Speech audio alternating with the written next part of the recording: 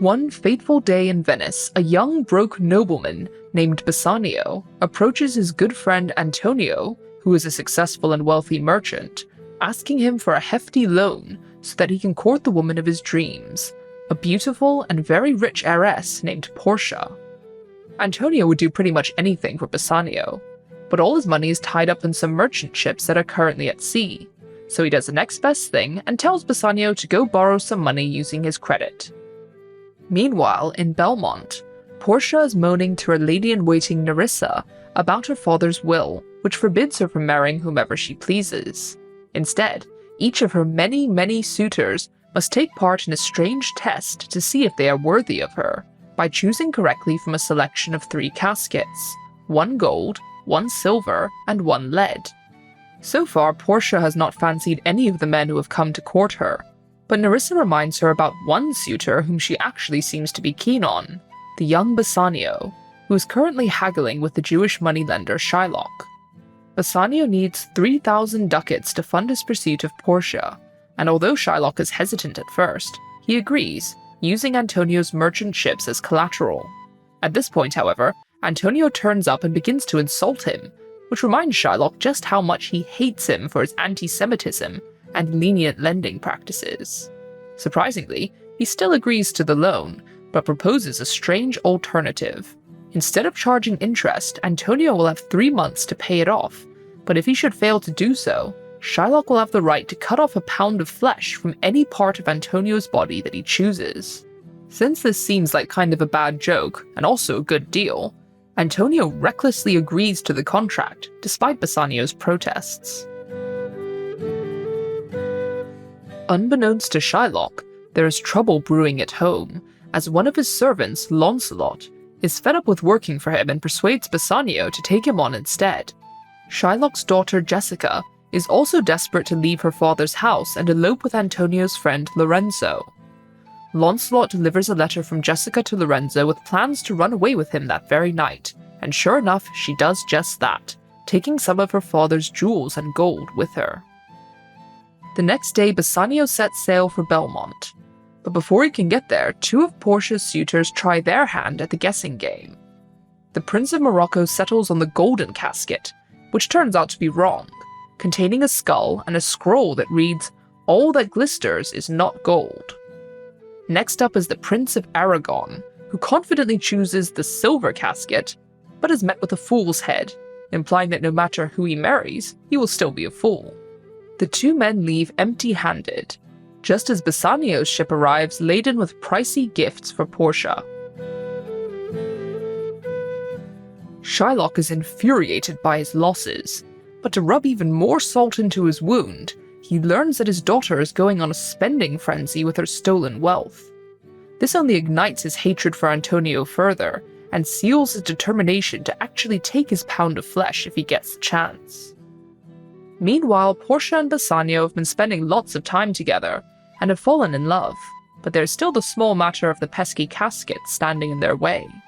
At last, Bassanio decides to just go for it, picking the humble lead casket, which of course is the correct one.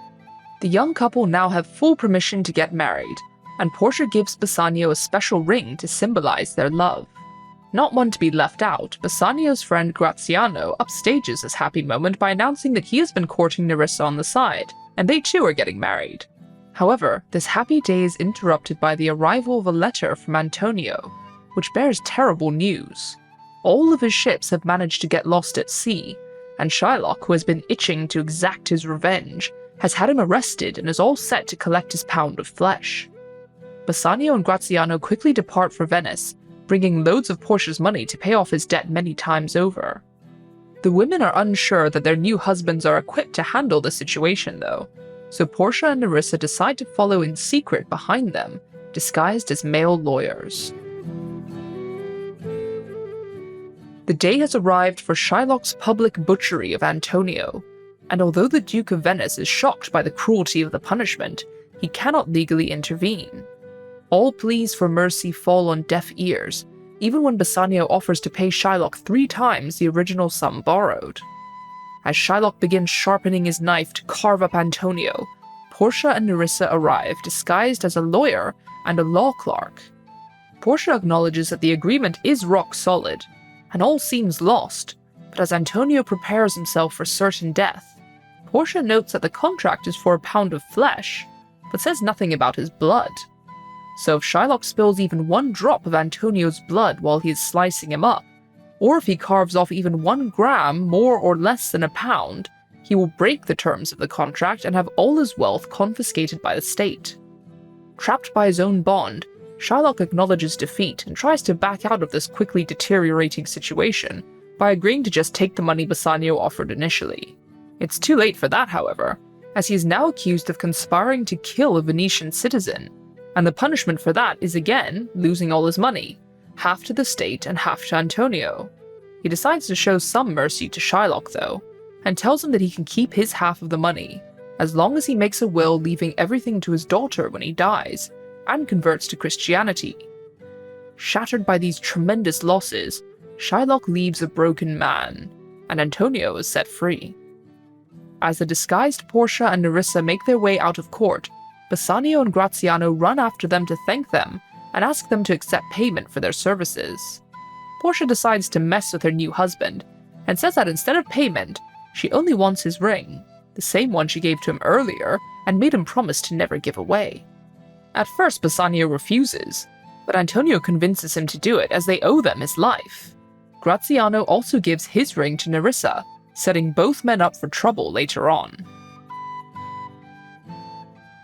Back in Belmont, Portia and Nerissa arrive only moments before the men, and the couples joyfully reunite.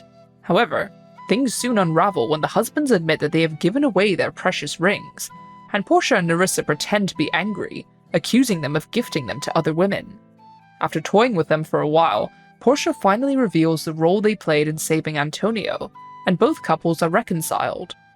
And just when it seems things couldn't get any more perfect, news arrives that some of Antonio's ships didn't sink after all, and he is once again a wealthy man. Thanks for watching, guys. Stay tuned for follow-up analysis videos soon to come. See you next time!